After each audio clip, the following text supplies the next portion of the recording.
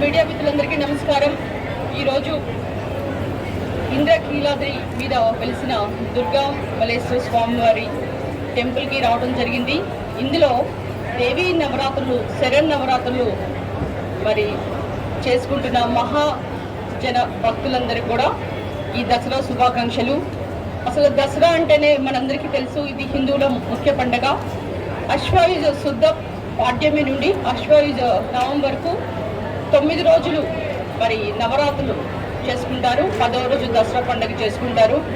అయితే ఈ పండుగలో ముఖ్యంగా మనం చెప్పుకోవాల్సింది ఏంటంటే శక్తి ఆరాధనకి ప్రాధాన్యత ఇస్తాం. ఇందులో దుర్గాదేవి మహిషాసురనే రాక్షసుని సంహరించడం వల్ల మహిషాసుర మర్దిని అంటారు. కనుక శక్తి స్వరూపిణి దుర్గామాతని ఈరోజు మరి చండీ దేవి రూపంలో మనము సందర్శించుకోవడం చాలా సంతోషంగా ఉంది. ఈ దసరా పండుగ గురించి మనం చెప్పుకోవాలంటే ఇందులో 9 రోజులు అంటే ఈ శరన్నవరాత్రుల్లో మొదటి 3 రోజులు మనం పార్వతికి, తర్వాత 3 రోజులు లక్ష్మీదేవికి, తర్వాత 3 రోజులు మనము పార్వతికి దగ్గర నుంచి సరస్వతికి చేస్తాం. అంటే పార్వతి, లక్ష్మి, సరస్వతి అంటే 9 రోజులు ఎంతో గొప్పగా కొలుసుకుంటాం. మరి 10వ రోజు మరి మహిషాసుర మర్దినిగా మనకి దేవి అవతరిస్తుంది. ఎందుకంటే ఈ కథలో కనుక మీరు చూస్తే పూర్వకాలంలో మహిషాసురుడు అనే రాక్షసుడు ఉండేవాడు. ఆయనకి తన శత్రువుల మీద పట్టు కావాలి, మరణం లేకుండా జన్మించాలి అని కోరిక కలిగి ఒక మేరు పర్వతం మీద ఎక్కి తపస్సు చేస్తుంటాడు. తపస్సు చేస్తున్నప్పుడు అది కాలాలు గడిచినాయి, సంవత్సరాలు గడిచినాయి, 1000 సంవత్సరాలు అయినాయి. అప్పుడు బ్రహ్మ ప్రత్యక్షమై మహిషాసురుడు చాలు నీ తపస్సు, నీకేం వరం కావాలో అని కోరుకున్నప్పుడు మహిషాసురుడు చెప్తాడు, నాకు మరణం లేని జీవితం కావాలి, ఆ మరణం మనకి ప్రసాదించు అని వరం అడిగినప్పుడు పితామహుడు చెప్తాడు, పుట్టిన ప్రతి వ్యక్తి కూడా గిట్టక మానడు, గిట్టిన ప్రతి వ్యక్తి మరి పుట్టక మానడు. కనుక మరణాలు, జననలు ఇవన్నీ కూడా ఈ పుట్టుక అనేది, మరణం అనేది ప్రకృతి ధర్మాలు. కనుక ఈ ధర్మాన్ని ఎవరు కూడా విస్మరించరాదు. కనుక ఇది కాక వేరే వరం ఏదైనా కోరుకోమని అంటాడు. అన్నప్పుడు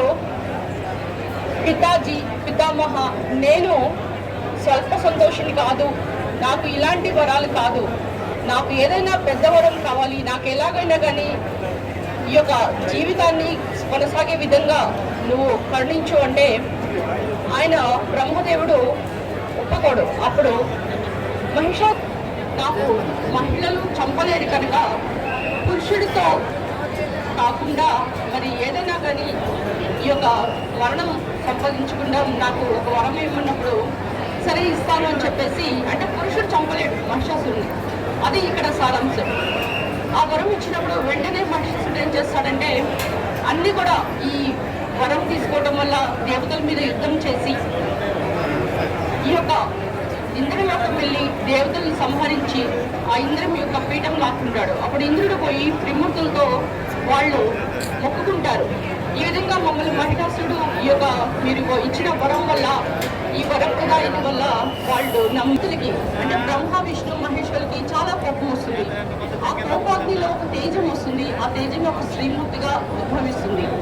శివుడి రూపం, శివుడి తేజస్సు ఒక స్త్రీ యొక్క ముఖంగా, విష్ణు తేజస్సు 18 బాహువులతో బాహువులు రావటం.